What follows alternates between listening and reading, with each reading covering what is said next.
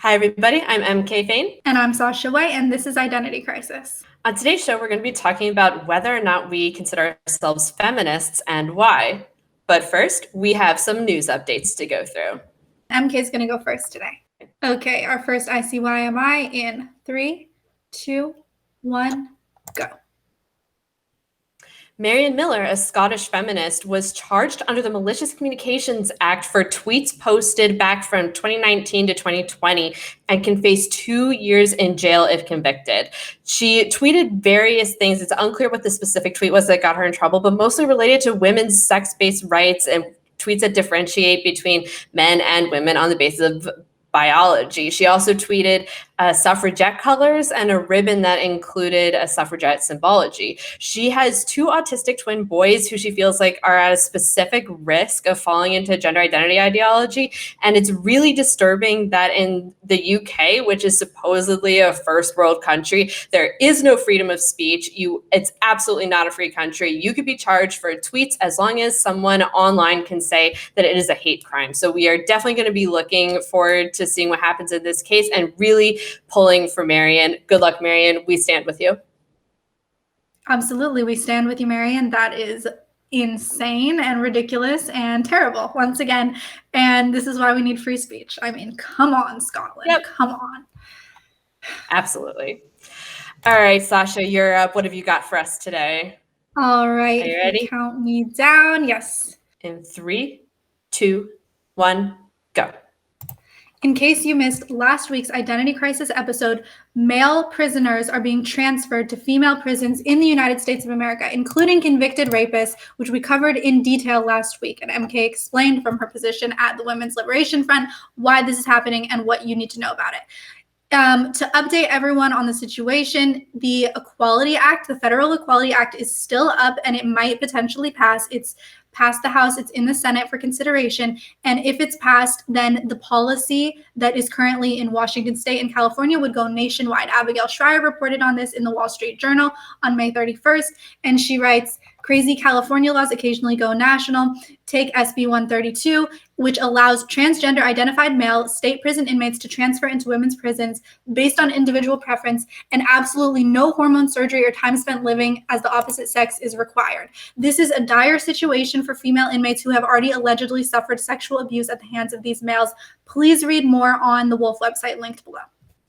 Thank you, Sasha, for that update. Abby's article in the Wall Street Journal was really groundbreaking in the sense I think this is the first time mainstream media is really covering what's happening in women's prisons right now. So I'm really looking forward to seeing now that this is breaking through what attention we can get for these women. Mm-hmm. As you said last week on our episode, this might be the next big scandal about gender ideology. Okay, our final ICYMI in 3, 2, 1, go.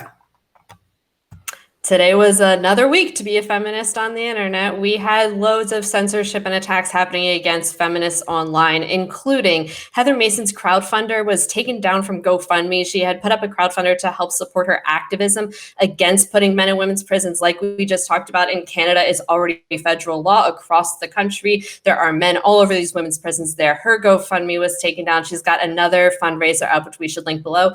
Vanessa Vokey, a woman who's been canceled from basically everything online so far, was canceled yet again, this time from Shopify. She sells t-shirts that say things like I heart JK Rowling and has basically been banned from every online seller. And Feminist Current was hacked this week by men's rights activists who completely defaced the site, taking it down for at least a couple of days at the time of filming. And this all just goes to show that it is impossible to be a feminist online anymore, that there are people, trans rights activists, men's rights activists, same difference, who will try to take you down. It's so creepy. It was so disgusting to see what they did on the Feminist Current website. And they doxed Megan Murphy. They put up her address, or they put up an address. I don't know if it was the correct address. And then MK, you were helping. So tell us from the tech side, what can you tell us? Because I know that you obviously are a programmer. In case anyone didn't know, MK is a programmer. And you were helping Megan deal with the situation. So what can you tell us about that? Yeah, so we're filming this on Thursday, and if you're watching this on Monday, then the situation might have changed by now. But as of now, the website is still down as we're recovering backups and importing them to a new site. But basically what happened was this men's rights activist found a vulnerability on her WordPress site and was able to exploit it in order to deface the website by putting in just like really gross anti-feminist and homophobic content. So this is a pretty common sort of exploit that we see on certain types of websites, but unfortunately, because there just isn't really good support for feminist tech online right now, we find that a lot of feminist websites are vulnerable to these sorts of attacks. But the good news is that her content is safe. We were able to recover it all, and we're in the process of getting her set up with a shiny new site, or at least one that is hopefully a little bit less vulnerable to such attacks. So it was pretty disturbing, but also it was not as bad as it could have been. Mm-hmm. We're still in the process of figuring out now what exactly was compromised and where even the vulnerability was. Hopefully by the time you're watching this on Monday, I really think the site will probably be back up online by then, and there'll be some more information. So definitely follow Feminist Current. Also, their Twitter was briefly hacked, and the hacker changed their handle so that he was able to steal Feminist Current's handle. And so right now on Twitter, at least as of Thursday, there's still at Feminist Current is owned by the hacker. And so if everyone can please support Feminist Current by going and reporting that account as an impersonation so that Feminist Current can get their proper handle back, that would be great if it's not down by now. Yeah.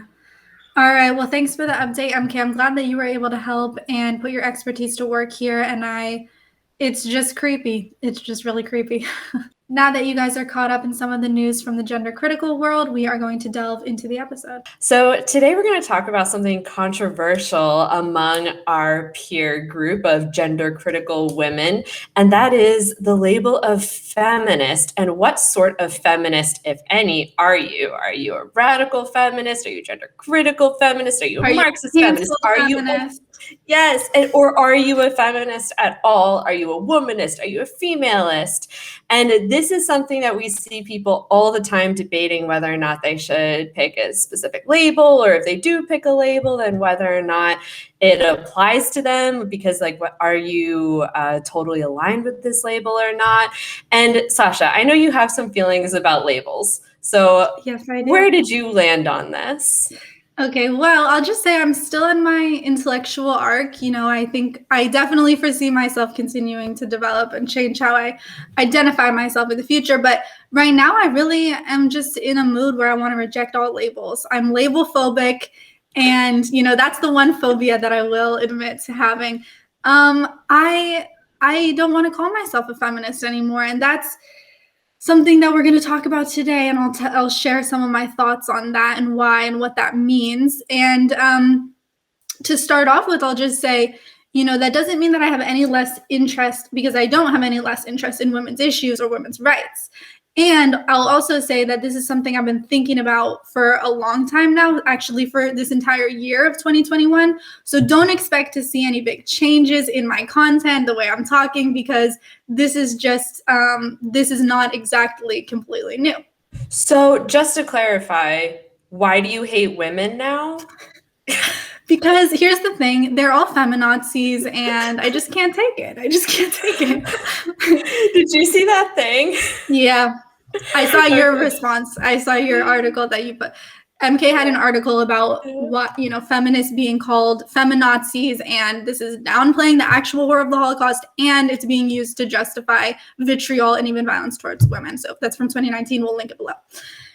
Yeah, there was some recent thing where some group created this like pro-trans article where they basically just called women feminazis. And you would think that, you know, didn't Rush Limbaugh die recently? I think I remember that, like sometime in the middle of COVID, and like I'm pretty sure Rush Limbaugh died, and yet somehow feminazi lives on through the trans activists. Of course it does. Of course it does. Yeah. So you're not a feminazi, and you don't hate women. So that's confusing to people. I know, because a lot of times people feel like you have to be in one particular camp. You have to plant your flag. And I will say that after I got canceled, I became extremely wary of planting my flag in an ideological camp, because I saw what it does to not adhere to an ideology that you're supposed to, right? Like in publishing, I was supposed to adhere to what my boss called a liberal ideology. He just kept telling me, it's a very liberal industry, and so your views just aren't going to fly. And here I am thinking, I'm to the left of liberal at that time, I'm to the left of liberal. Well, this is crazy. So maybe let's go over some of the basics. So, okay, you don't want to be called a feminist, but do you believe men and women should have equal rights? Yes, I do. Okay. Do you believe in ending male violence against women? Absolutely. Do you believe men can be women? Hell no. Okay. Yeah. So just to be clear, it really sounds like your beliefs have not changed. Like you said, the people who follow your content, who appreciate the work that you've done for women's rights, it's really not a matter of whether or not you support women's equality or women's rights or the fight for women's rights globally or the fight to preserve our language. It's really about how you choose to identify, and this is identity crisis. And so this is the perfect place to be having this discussion. That's exactly right, MK. And, I got this sense that I didn't want to submerge my own identity with a larger movement.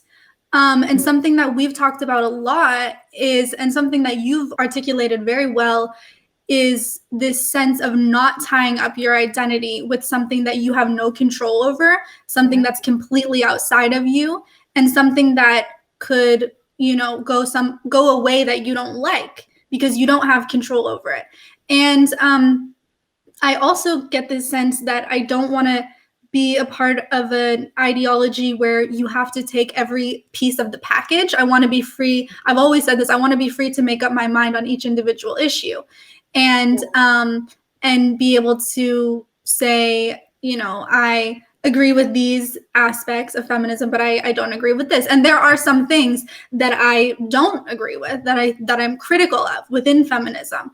So, Sasha, what you're saying reminds me of what we've seen some other prominent women in the movement face as far as backlash. People like Megan Murphy, Posey Parker, and really anyone, once they call themselves a feminist, if they don't perfectly align with every little bit of ideology, then that does become an avenue to attack them from within the movement. And it does actually seem to contribute to a lot of the infighting of which, I've been very critical of the infighting in the movement. And sometimes I know I fall into this myself, because once someone calls themselves a feminist, then anything that they do, which you can frame as not ultimately benefiting women, you can say, well, you're a feminist, so you're supposed to blank.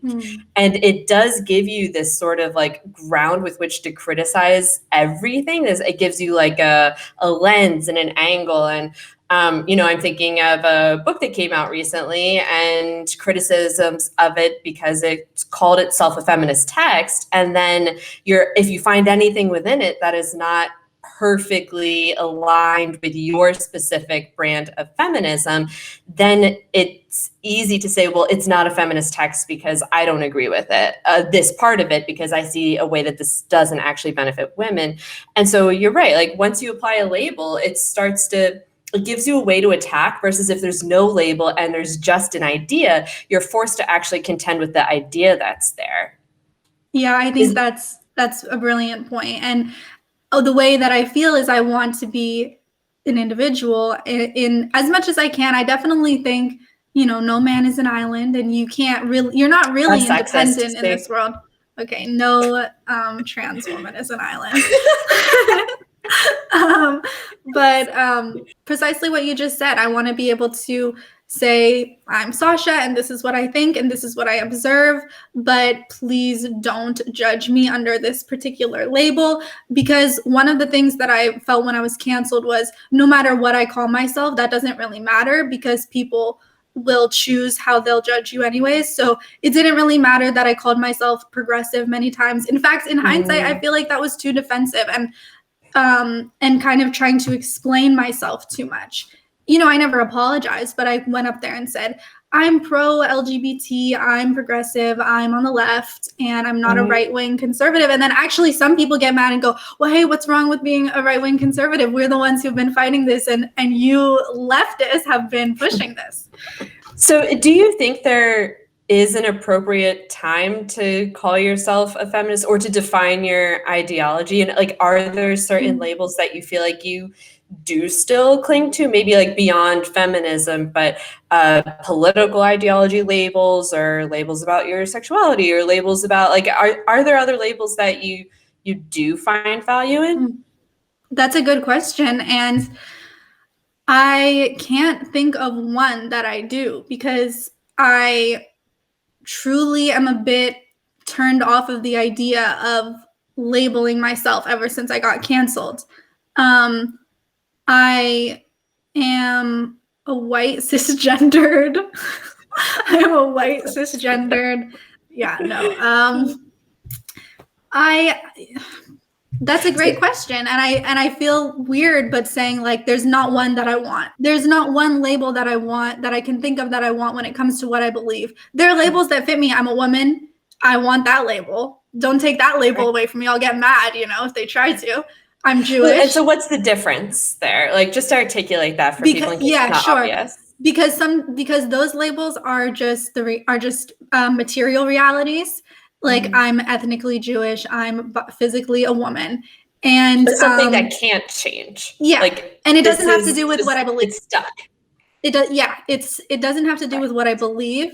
Which, in case that confuses anyone, I'm not a religious Jew, so that doesn't have to do with my religious beliefs. It's just my blood, and I really want just a flexibility and a freedom in what I believe and what I think about. I'm, reading lots of different things. I don't want to be trapped in a certain box because that can happen a lot of times with ideologies where you sign onto an ideology because you like so much of it or you like the people, because I do love the rad femmes and the lesbians, as everyone should know by now. And then you can actually lose some of your own independent critical thinking when you fall into that. And I don't want that to happen. Yeah, I've definitely noticed that as well, just in my own journey through the, I guess, feminist movement. And I still do definitely consider myself a feminist. I, will proudly wear that label. And I, for the most part, also consider myself a radical feminist, although that one I tend to use a little bit more sparingly because it does come with a little bit more specific expectations, kind of like what you're saying. And so for me, I have definitely found that when you're in a group and you apply this label to yourself, like, yes, I'm part of this group, then all of those expectations are there. And it does kind of either force you into a box or it forces you to confront the ways in which you're like stepping outside the box. And that is when you get canceled often, is when you step outside the box. Although I will say, I do think that I've seen some women do it in a way that I really appreciate. And so, Megan Murphy is definitely a personal hero of mine. And so I think that the way that she has done this is I really appreciate, because does she not call herself a feminist? What's the status of that? Well, so as far as I'm aware, she still does. And, she runs Feminist Current. And so I think that she could not necessarily ditch that label at this point because it's so tied to her brand. And so what she's had to do is essentially say, like, yeah, I'm a feminist because I care about women's rights, but I'm not like your good feminist. Like, and even for you rad femmes, even for you gender critical, sometimes, she is smashing through all of these expectations and she just refuses to be canceled or, to cater to anyone's demands, whether they're trans activists, whether there are other rad femmes or gender critical feminists, whether there are other women like in her in-group.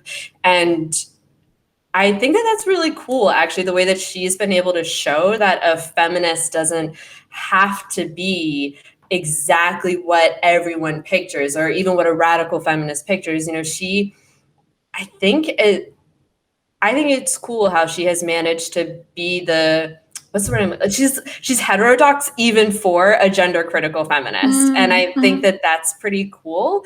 And I think that, there are women who get pissed at her all the time for her various things, for into right-wing men or for her stance on COVID or some race thing that she said. Wait till they hear my stance on COVID. Oh gosh. Oh boy.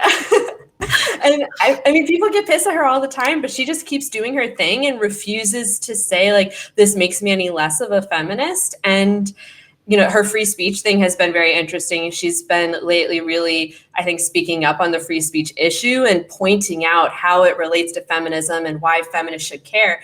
And I guess something that I see there in being powerful is when there is a label that other people have already applied to themselves, like they have already created an in-group. If you then apply that label to the work that you're doing or the argument that you're making, that makes that group of people susceptible to your argument or interested in your work, just like by default. It's kind of like a built-in audience. And so when Megan Murphy says, free speech is a feminist issue, then all of the people who think of themselves as feminists, or maybe in her case specifically gender critical feminists, will hear that and listen to it maybe in a way that they wouldn't if someone just said free speech is an important issue or a civil rights issue. So what do you think about that? And do you see utility for labels when, like, in certain cases, or do you think that it still does more harm than good?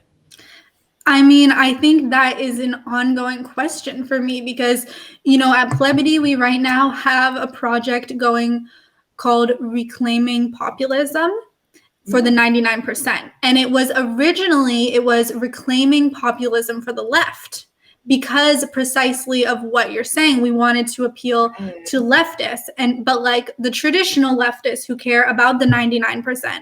And not the current woke leftists or liberals, neoliberals.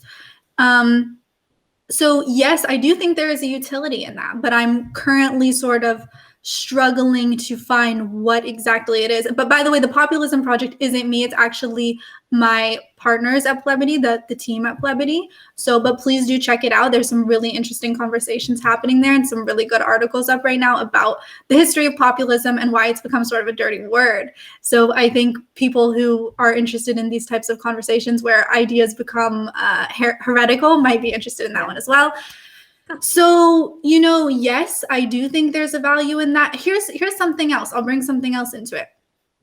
I recently had a chat with Sal Grover, the CEO of the Giggle app. And Sal made a really interesting point about the phrase gender critical. She said, you know, sometimes I don't remember exactly how she said it, so I'll just say what I took from it.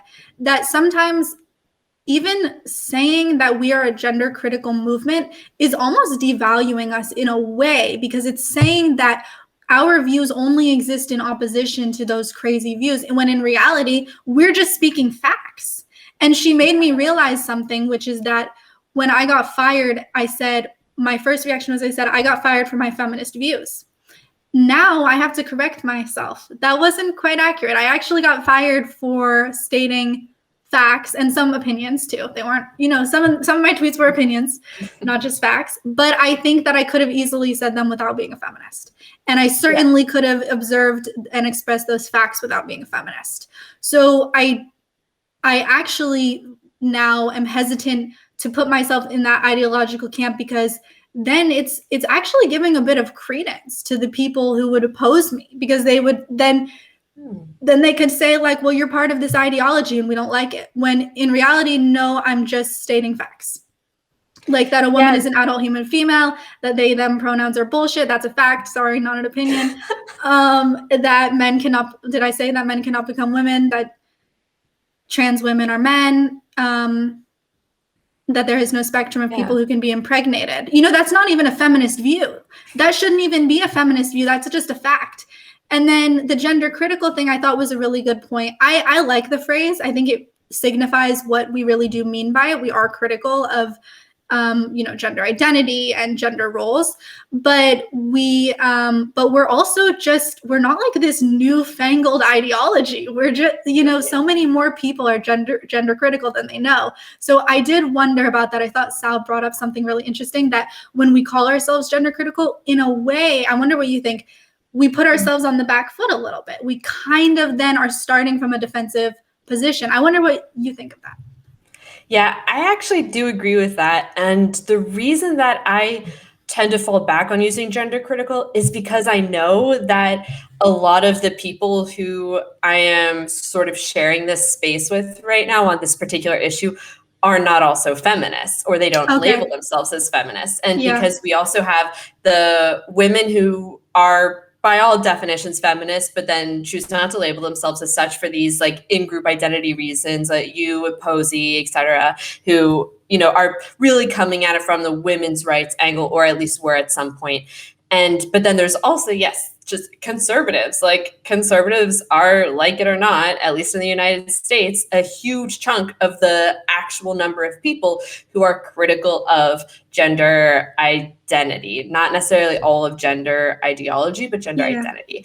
And so I think, you know, in the Wolf Media Style Guide, which I helped put together, we actually kind of had two different definitions for gender critical, because one was how it's colloquially termed or defined, which is just off the top of my head, it was something along the lines of being critical of gender identity. And then the, I think, more strict definition is being critical of gender as a concept. And this is the more radical feminist approach, is we're critical of gender roles, like you said, of all aspects of gender. And we see gender identity as just one more aspect of that. And so I think that one benefit to labels is it does give us a way to clearly and quickly talk about a group of people. But maybe it's better to just, you know, I've started doing this with different trans groups, is rather than trying to use the label, you know, saying trans women, I now say men who identify as women. It's a lot cleaner, even though it's a little bit longer. People tend to understand it better. It's actually much more accessible language to people, no matter what side of the argument they're on or how exposed they are to these concepts. Because a lot of people forget, a lot of normal people out there in the real world have no idea what a trans woman is. I just saw the other day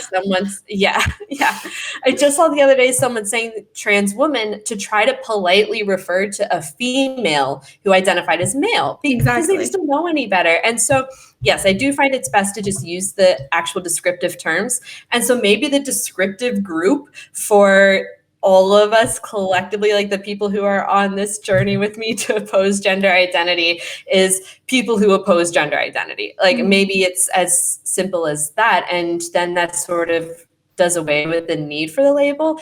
That being said, I see feminism as at least for me, I think you're right. As far as when something is just like a basic material biological fact that doesn't need to be labeled as feminism. But I do think that if you're actually applying an analysis of, the dynamics between these two groups of people, men and women, and the power relationships, and you're like using this analysis of what these power, I'm trying to describe feminism without using the word feminism, but essentially if you're actually taking a feminist analysis and looking at the issue through that lens, then I think it is appropriate to call it what it is. And, so for example, when I was fired, what I was fired for was absolutely feminism, because I was fired for a blog post that used a feminist analysis to criticize non-binary. And so it was definitely being fired for feminism. And so I think actually, you know what? Maybe I was too, because I did have in my bio, it said radical feminism, as in that's what I was tweeting about. Okay. Well, so maybe it was. Yeah. Well, but if you said the same thing without that in your bio, you probably still would have been fired. Right. That's true. We don't know exactly, I don't know. But I think it was just both. I think you're right. I think I would have been fired, but I've had a label on it. Yeah. Well, and we do know, I think that conservatives do get fired for talking about these things more from the biological sex side. So Kaylee Triller, who was fired back in something like 2014, I think, from the YMCA for being critical of having mixed sex changing rooms, locker rooms. And, she was criticizing it not from what I understand of her politics, a feminist analysis, but from a biological reality analysis, but also through a lens that I actually can't see a lot of feminism in, was from her experience as a survivor of sexual violence. and just the reality of the fact that male violence exists and that she, as a survivor, would not be comfortable in these changing rooms. And she was an employee of the YMCA at the time, and she was fired for that. And but she, I think, would not, I could be wrong. Sorry, Kaylee, if I'm wrong. But I think that she tends to be more conservative and would not call herself a feminist. And yet, so like all three of us are kind of broadly criticizing the same, at least the same ideology, and coming at it from, you know, we have a very, very leftist woman, we have a explicitly feminist woman, and we have a conservative woman talking about the impact on women. And yet all of us are still gonzo because, like, I shouldn't say gonzo. Yeah. I don't Dunzo. Yeah, dunzo. That's what I was saying. I could find. I knew what you meant. I was like, wait, that word sounds different. Abigail Dines is popping into my brain. Yeah, exactly. As soon as I said it, I was like, yeah, no, I know. Dunzo. Let me just say it again. But wait, am I the super leftist woman? Yeah. Okay, I'm not. Or is that too much of a label? I don't want that label anymore. I'm embarrassed by these leftists. I don't want to be considered. Okay. I would say I'm independent. Were you at the time though? Okay, I was totally a leftist at the time. Yeah, right. At the time, you were saying I'm left of liberal. Oh, totally. And also, I don't think my political views have changed. So if they're left, then they're left. But I do not want to be on that spectrum. You know, as in terms of my political views, what do I actually believe? I believe in healthcare for all. I actually believe in the UBI. I think everyone should get the universal basic income. I think that puts me pretty far left in the economic field. I don't know. People are trying to call Andrew Yang right wing. Oh God. Okay. You know what? That's why I'm just like that. That's the other thing. People are always going to call you whatever labels they want. They're always going to try to put you in their camp or in somebody else's camp. So I'm just like, who cares? I don't want to I don't want to have any of that. Super true. And see, I agree with you on both of those things. And I'm honestly, like, you know, we've talked, I think, a few times on this show about differences between us and like things that we agree on versus don't agree on. But at the end of the day, I feel like every time we actually talk politics, and it's interesting because people, on one hand, they might, you know, just assume that we're very similar because we've had very similar experiences in a lot of ways. We do the show together and we're friends. But in you know, as far as how we label ourselves and like brand ourselves to the world, like I've really leaned into the feminist brand, and you, as you talked about, are like starting to back away from it. And so people might think that we have really different ideas on these things, but I think that this just goes to show that you can have very similar ideas and call yourself something completely different, which again goes to show how maybe these labels are arbitrary and it's more about like signaling to in-groups and out-groups. And yes, good point as well. Yeah. And there's things I've learned from you that have informed my critiques of feminism, not because you say things that are anti-feminist, but because you've explained very well why we should have the locus of control in ourselves and not in something outer. And I see that this is one of my critiques of the feminist ideology, is that the locus of control is always on patriarchy. Now, are we subject to the vicissitudes of fate and external forces? Yes, 100%. We don't have total freedom over our lives, but we don't have total control or freedom in our lives. But at the same time, we do have a choice in how we respond to that and how we put up boundaries and how we relate to other people and how we view other people, and that we can choose to lump everyone in together as everyone who's a woman is oppressed, everyone who's a man is an oppressor. And I don't want to do that anymore. I don't see the world that way. This is another effect of my being canceled, is that I realized that was a simplistic way of seeing the world, and that it mirrored the way the woke identitarians see the world. They reduce you down to your membership in a group that they then deem oppressed or not oppressed. And then that carries all this other baggage about your value and the worth of your voice. So that was completely shattered for me. I was like, I can no longer see it like all men are the oppressors and all women are the oppressed. That just became too simplistic for me. And especially because I started looking at class a bit more and talking to people about that. And I heard these really compelling and convincing arguments about how a lot of feminism fits with identity politics in the sense that it doesn't often. Here's what the type of feminism I do like does. It talks about women who are being the most downtrodden women. And that's what 4W I really see on 4W a lot. But a lot of this other feminism, it's talking about the glass ceiling, it's talking about Hillary Clinton, it's talking about girl boss. That's just capitalism. That's just social control. Feminism. Yep. Liberal. So I know that a lot of my critiques are toward liberal feminism, but I do think that radical feminism has some of these elements too. And, I think that that's all capitalism.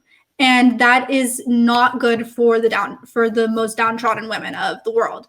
So it's a way of being able to ignore their concerns because, and here's something like in Oakland, there was recently this policy, and I should really get the specifics, but I'll link it below.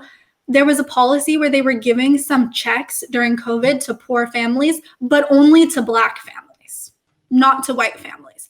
Now, think of the amount of racial tension that's going to add into communities. It's the actual government was doing that or some social group? No, this was a city program, I believe. Oakland will give low-income families of color $500 per month, no strings attached. This was in March 2021. So this is from CNN. Low-income families of color in Oakland, California could receive some extra financial assistance over the next year and a half. Oakland Mayor Libby Schaaf announced this week that the city will launch a guaranteed income project to give hundreds of Black and Indigenous families and people of color $500 per month for 18 months. The project's payments will be unconditional and recipients may spend the money however they choose. That's not going to hold up. The project targets groups with the city's greatest wealth disparities per the Oakland Equality Index, which reveals the median income for white households in Oakland to be nearly 3 times that of Black households. Median, that doesn't mean the individuals, right? Well, and I believe that on average, white households have more wealth than, that's not the question. The question is, what about like the actual low income families that are not of color? However they define that, by the way, is it self-identified, or do you have to prove how many drops of unwhite blood you have in order to be deemed impure enough to get their checks? Like this is insane and probably unconstitutional. I hope they find it to be unconstitutional. We need to get M.K. on it.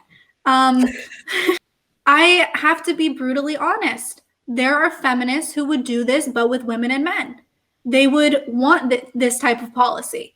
And like you. Well, you don't have to name names. But no, the women who are separatists might want this. The women who are or have you actually seen this as a proposal? Because I can't say that I have literally seen like a UBI but for women proposal in any sincerity from feminists. Objection sustained. But the ideology would go towards that. Because if you are actually saying that because of being a female, you are automatically disadvantaged to males because they are male at all levels of society, no matter how rich you are, it could logically lead to a policy like this. And just in the same way that this policy, I would just use it as a hypothetical, I won't accuse anyone of saying anything. But just like how this policy will increase the divide between Black and white poor families, I think that some of the feminist rhetoric would increase the divide between lower class white women and men, because they actually have a lot more of the same interests, whereas the upper class women have this interest in shattering the glass ceiling. And they have all their basic needs met. They have nannies for their children. And although I will say we do know from research that domestic violence is pretty equally divided across various income levels. And so it's not like a rich woman is actually at any lower risk of male violence, or specifically domestic violence, than a poor woman. Although a poor woman is likely to have other contributing factors. So she may be more likely to experience male violence in like other realms. She has she has fewer options available to her to get out of situations that are potentially violent. But I mean, what would you say to that? I mean, a woman walking down the street, whether rich or poor, is still, can still be assaulted, or a woman in her home can still be abused. And that doesn't really change, although there are increased risk factors, the fewer options you have available to you. Yes, and I completely am focused on the differences between men and women, and how important they are, and how women have a vulnerability as a group to men as a group, and men are more violent than women, way more violent than women. Yes. And we have regardless to pay attention to that. Yeah. That's something that we should absolutely focus on, and that's a big part of critiquing trans ideology. They want to erase those differences, and we cannot do that. We should not do that. We need special protections for women. But so in your example, the poor woman is the one who needs policies that are for women, in the sense that she'll be the one in the rape shelter that's getting invaded by trans women. She's more likely to be incarcerated and now have trans women in prison. And she's more likely to need these services that are being taken away. But I don't know why I'm going off on a rant against trans ideology again. But I see your point. I definitely think that's true. All women have something in common. And this is something that we always say to the trans activists.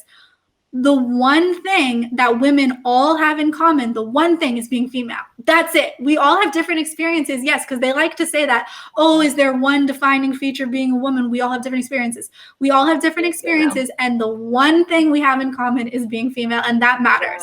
That really does matter. And we have to make policies with that in mind, and we should not erase sex as a protected characteristic in law. That's extremely dangerous, in my opinion.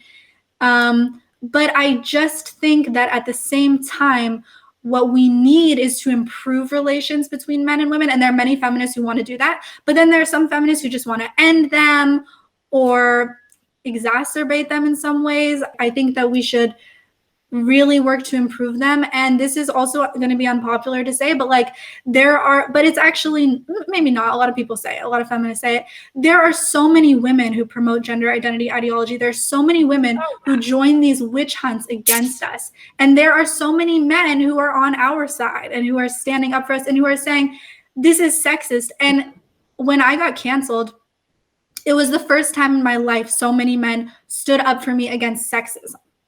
That was really powerful for me. That really showed me that it wasn't fair of me to lump all men in together. And it's not fair to lump all women in together either. That's a good point. Actually, when I got fired too, I'm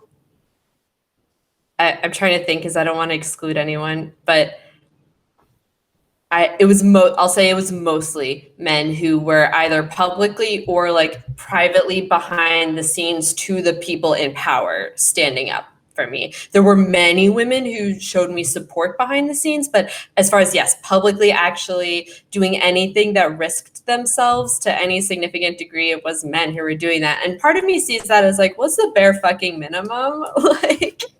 What else have you people ever done for women? And men are, I think men are held to less of a purity standard on some of these liberal issues.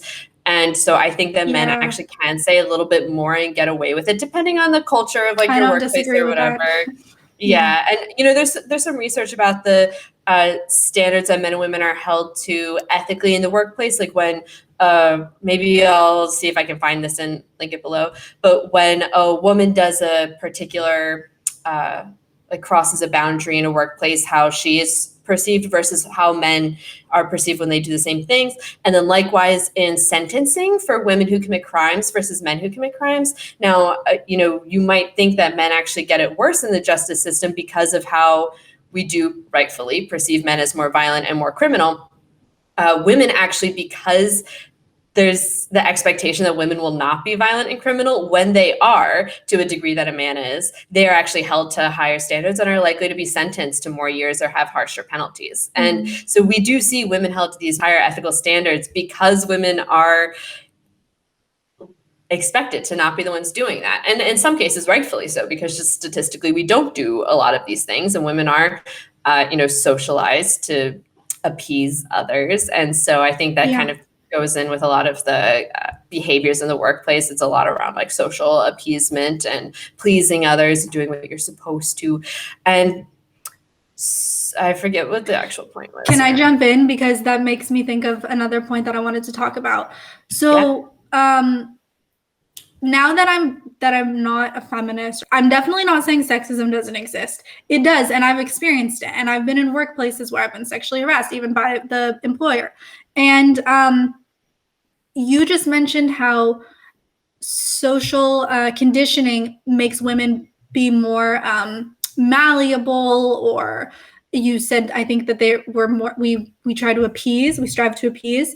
That's absolutely true. It sucks. It's stupid.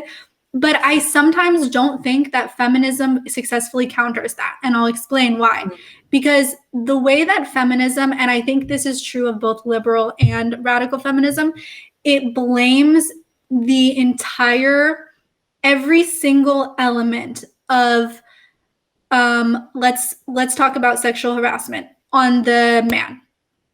That's not wrong, because he is responsible. He is wholly responsible. However, if the woman has no role in what happens to her whatsoever, then how can she prevent it from happening again? And I have seen so many times when women stand up for themselves, they can protect themselves. It does work. It's so disempowering to tell women, you have no control over how men treat you. They're just going to run all over you, walk all over you, no matter what you do, because that's patriarchy. You have no control over it because you're not to blame. Because if we put any of the responsibility on you to navigate these situations, then that's victim blaming. I think that hurts women.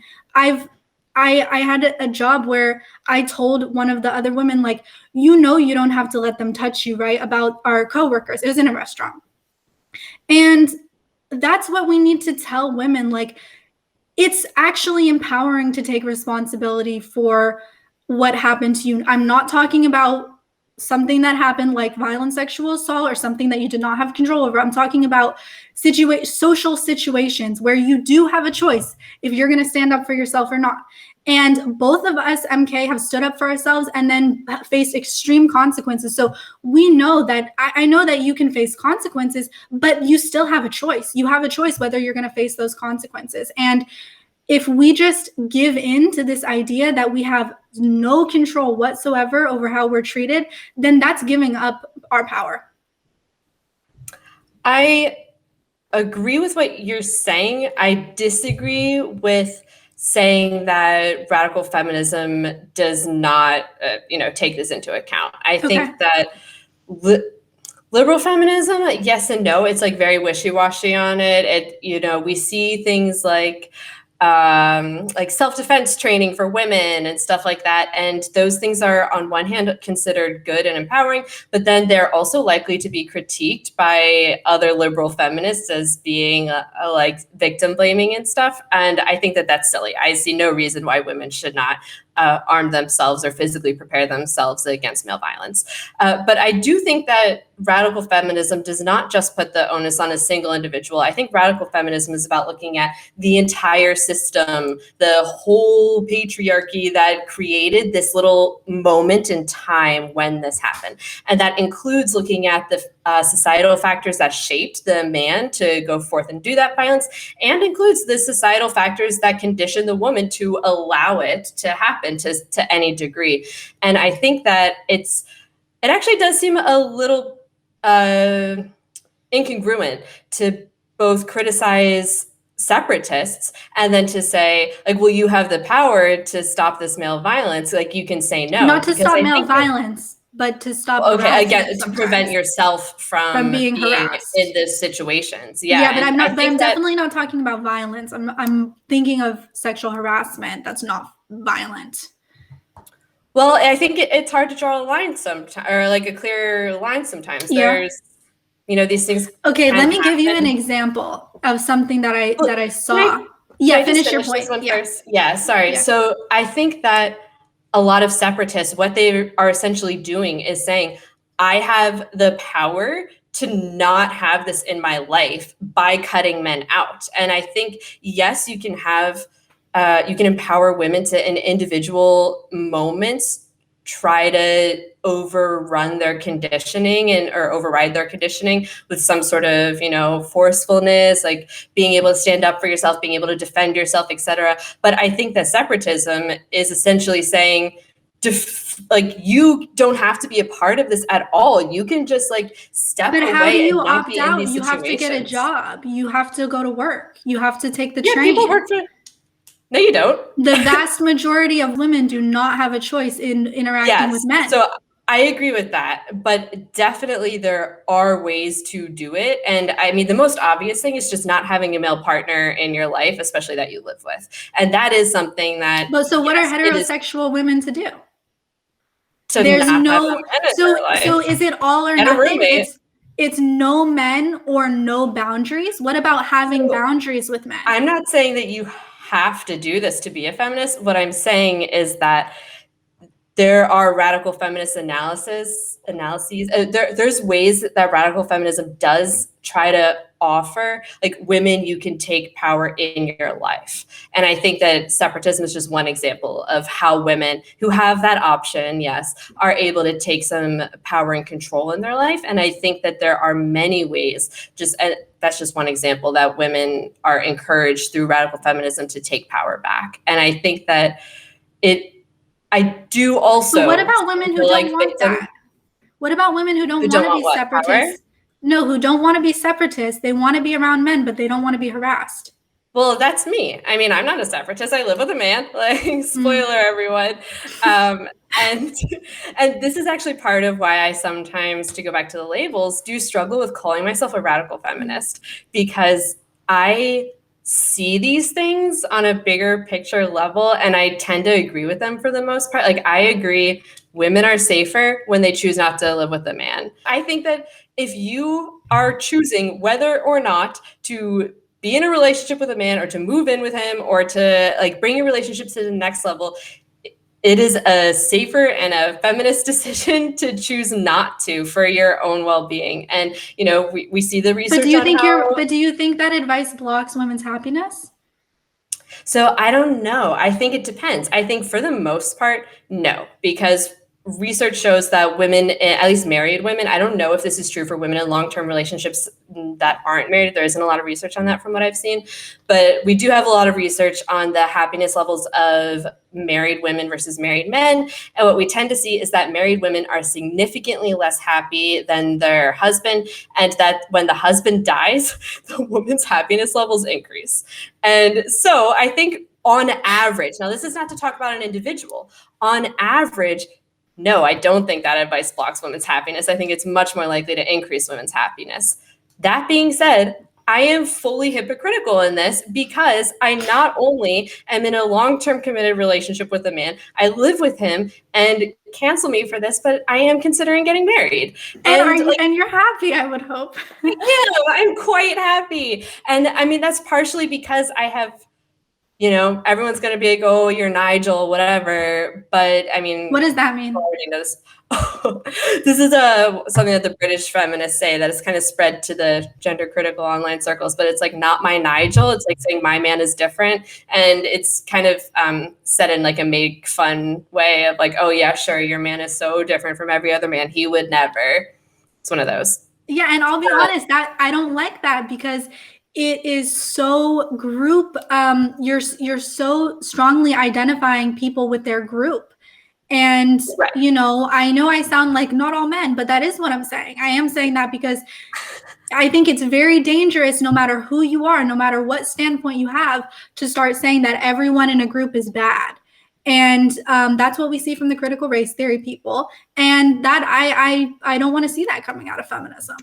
Well, although what I do think, though, is that, I'm not going to say about all men or not, but I think that most people, and if there are exceptions, they are so marginal to maybe there's some sort of other like mental thing happening there, like some sort of disorder or disability. But I think most people, if put through a certain set of circumstances, can be violent. When put through a certain set of life circumstances, like A, B, C, D, if all of this stuff happens in your life, I don't think that there are really these sort of groups of men who are so inherently different that they wouldn't. And I think the same is true for women. I think that the bar might be higher, like it might take more things to happen in your life to get you to the point where you do become physically violent. But I do kind of prescribe a lot, I think, to the, I guess, nurture argument. I think it's a big enough factor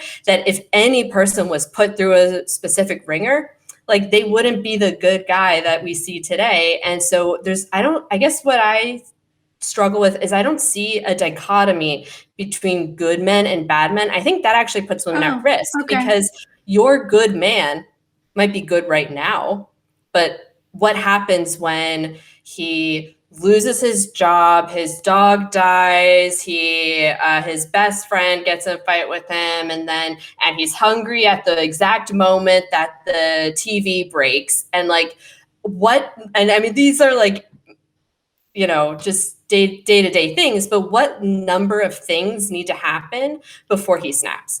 And I think that when you recognize that, and this is something that I do in my life, and you know, Alex, he can hear me, like he's not going to be offended by this because he knows, but in my life, I prepare, even though I do not believe that he is going to hurt me based on our current life circumstances, I build my life around always being able to protect myself in various ways.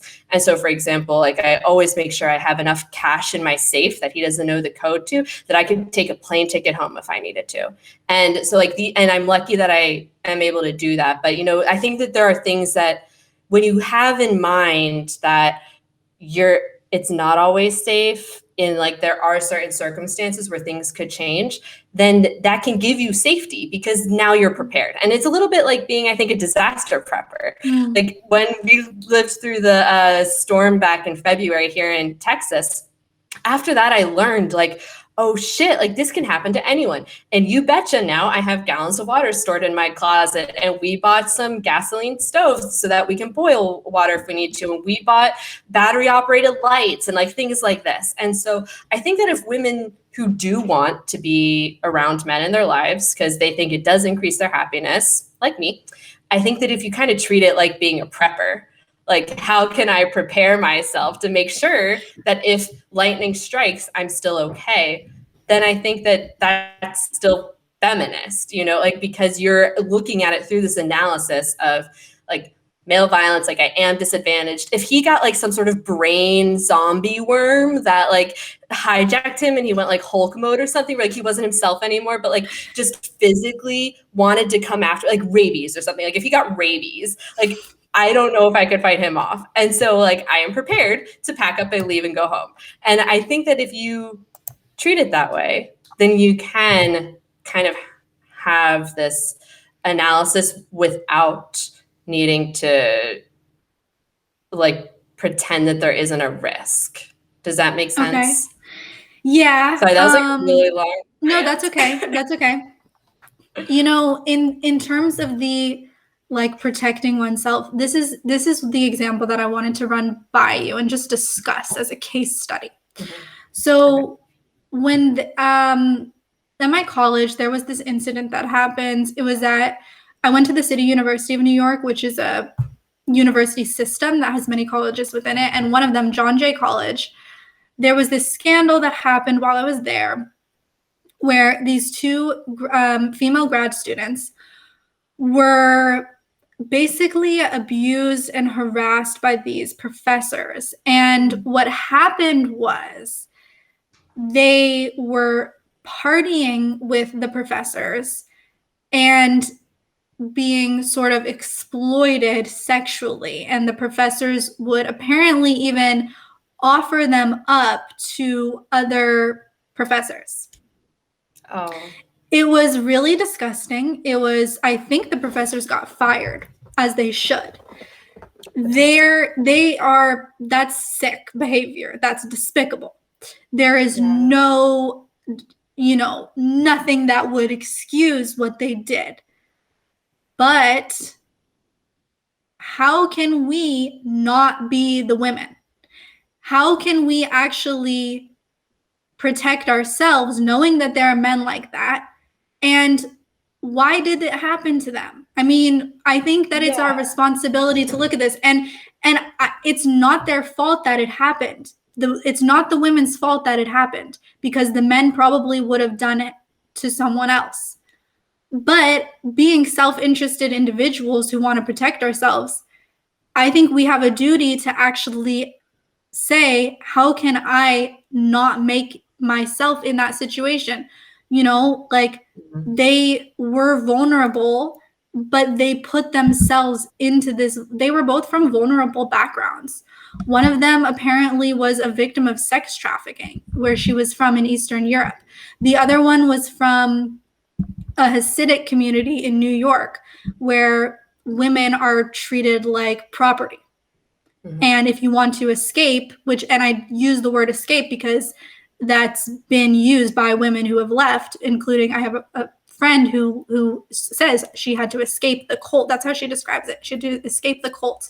It's very difficult to leave, especially if you're a married woman, and which is what my friend's case was. So they were both vulnerable. They both had these backgrounds that led them to have a higher propensity to be exploited again.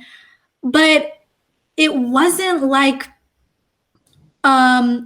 you or I are walking down the street and a coconut falls on our head. You know what I mean? Like, they made choices that put them into a bad situation. And again, it wasn't their fault, because the professors probably would have done it to whoever vulnerable women did come along.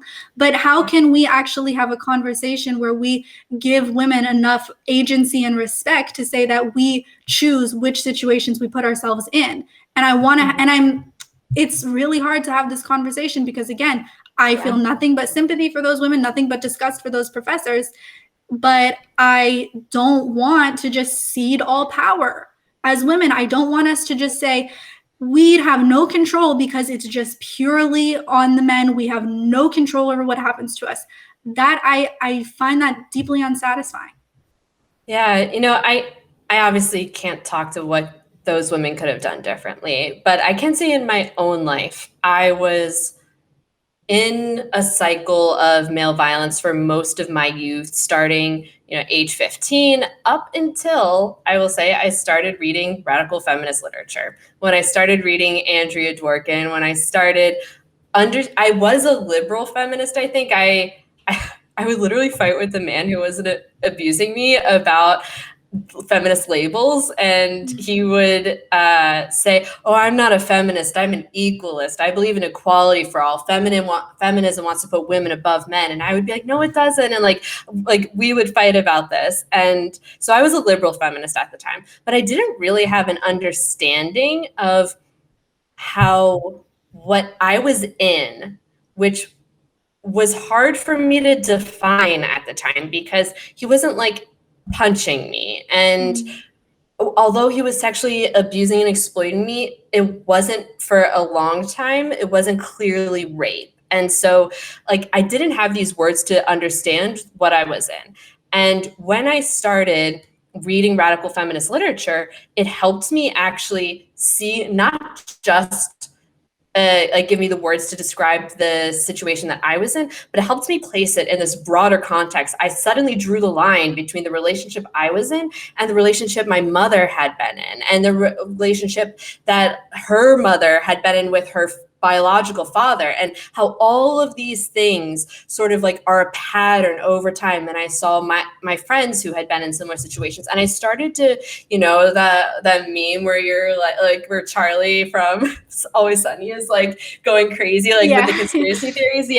So I started to be like that, and like putting these pieces together, making connections. Yes. And once I saw the patterns, especially as applied to other people, like from, these stories I was reading and then applying it to my mom's life and my friend's life, I saw it in my own life. And that was when I started to break the pattern.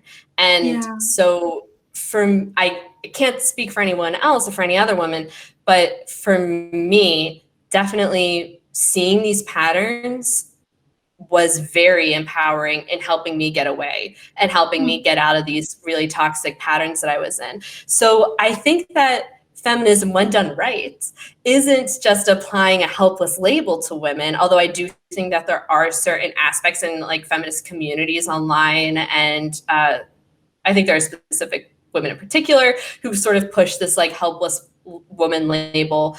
But I think that when done right, feminism, and especially radical feminism, can help you not get into those patterns in the first place because you see the red flags right away, but also to help you escape them when you are in them. So again, it's just my own experience. I can't speak to any other particular woman who's been victimized, but I would hope that for them, starting to see the big picture was healing in a way, because you start, I think when you do see everything as like, this is my life, it's very individualistic. Like you don't see these bigger systems that have sort of brought you here.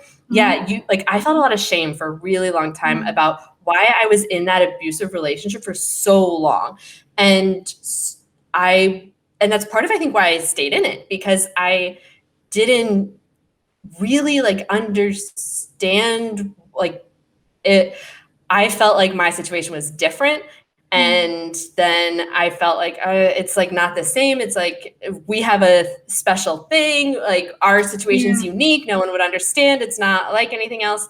And then I also felt shame later on for like, why did I stay in this? And I think that, yeah, feminism, when done right, I think is the empowerment that can help women break these patterns. And I think we saw that in the second wave of women, you know, really starting to consciousness raise and realize the systems that they were in and start to try to break free.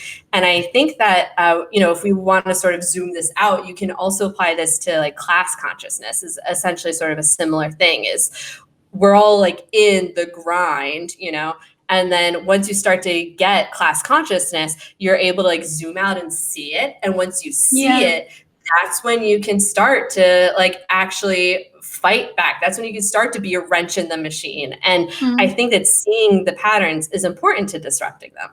Yeah, I agree with your point about this atomization. You know, we don't, and that's why I hesitated to say, well, I have no labels, because I can't claim that I'm a completely independent individual person. We all are part of these interconnected systems. And so I do think there is something very important about realizing that your experiences are not down to you individually. They are part of the larger world that we all have to contend with. And that might be a good place for us to start to wrap up. So moral of the story, let's all get red pilled. Let's all get red pilled. Yeah. Let's red pill it up. I guess like in conclusion, I feel like where I ultimately fall on it is I have found a path that makes me happy, that helps me navigate a really fucked up world with a person I'm happy with currently. And like that helps me understand and get through. And I think that if having a label helps you do that, then great. But I think if having no label on like a particular issue, or if like choosing to forgo labels entirely helps you live a life where you're happy, where you can navigate a fucked up world and not go insane, then that's good. Like, I think that it's ultimately about doing what's going to help you live your best, most productive, most ethical, most like just best life for you and for the world. Yeah. And you know, MK, yesterday I did an interview with someone named David Bernstein, and it's coming out in a few weeks. I'll post it. But he asked me, what do you think young people need to do in regards to being in an environment with all this groupthink, and you have to think these things, you have to think trans women are women, you have to support the BLM movement, all this stuff. And I talked about identity crisis, and I talked about you, and I said how we've disagreed on things, and that's made us trust each other more because we know we won't cancel each other, and it's strengthened our friendship. And the thing I said about what young people should do, I said, well, honestly, they should like be a little bit brave. They should get some chutzpah, because You need to speak your mind. And like right now, we're both speaking our mind. We both might change our mind in the future. We both have changed our mind on things in the past. But this is what you have to do. You have to hash out the ideas. Just talk about stuff. Just speak your mind, even if you're gonna get it wrong. Like I may have gotten some things wrong. I mean, I'm never wrong, but like, you know, I may have gotten some things wrong, and that's okay, because the risk of speaking is that you might get things wrong. You might offend people, and we're okay with that. You have to be okay with that. So that's what I would end on. I agree. And, I hope that the identity crisis community here will agree with you on that and be supportive of having a dialogue that ultimately is about just being the best person and contributing to the world and living a happy life in a way that works for you and not getting sucked into things, that just drag you along. And so I hope that people will get that and be interested in having this discussion along with us. I'm really curious, if you have a label, why do you choose it? Why do you feel it works for you? If you have shunned labels, why do you feel like that works for you? Do you see the other side of it? Like, do you get what it's like to, why there's a reason to have a label? Do you get why people ditch the labels? And, how can we ultimately just all see that when we're working towards the same goal? I think, that's maybe part of it is I think people want the labels so that they can find who their people are, that they're working towards the same goal with. But I like to think that if you're here on Identity Crisis, we're working towards the same goal. If you want to support Identity Crisis, you can join Plebity on Patreon. All patrons get early access to our shows. You get not only Identity Crisis a whole day early, but you also get access to all their other awesome interviews and stuff that they do a whole 24 hours before everyone else. So definitely consider joining the Plebity Patreon. And you also will be supporting the Plebity Free Speech Fund, which is a just really powerful way to support people who have faced material consequences for their free speech, like being fired, like Sasha and I were. So please consider joining on Patreon to support this channel and the free content that we offer. And if you like this video, don't forget to press like, share, and subscribe to our channel. We have new videos every Monday here on YouTube, on plebity.org, and on 4w.pub, along with MK's corresponding columns, which take a deep dive into the weekly topic. So if you want one of these amazing 4W mugs, you can get these over at the 4W shop, which will be linked below. They have these really cute mugs. You can get pink or blue or black. You can show what gender you are, because I want everyone to know that I am I want to say AMAB, because only AMABs get blue. And they also have stickers. This one says #canceled. T-shirts, #canceled feminist. You can wear it no matter if you're a feminist or not, because you're already canceled. It doesn't matter. You can also get these really cute Identity Crisis stickers, which I absolutely love. I have a few of them. I'm going to be putting them on my laptop, on other things. And it's a little bit of an incognito way to show that you are gender critical. If you don't want people to know that you're a full-on TERF, but you kind of want to show your pride, you can get these stickers. So head on over to the shop and take a look around. There's a lot of other stuff there too. We have new shows every Monday, so we will see you right back in this feed next Monday. Be sure to check it out.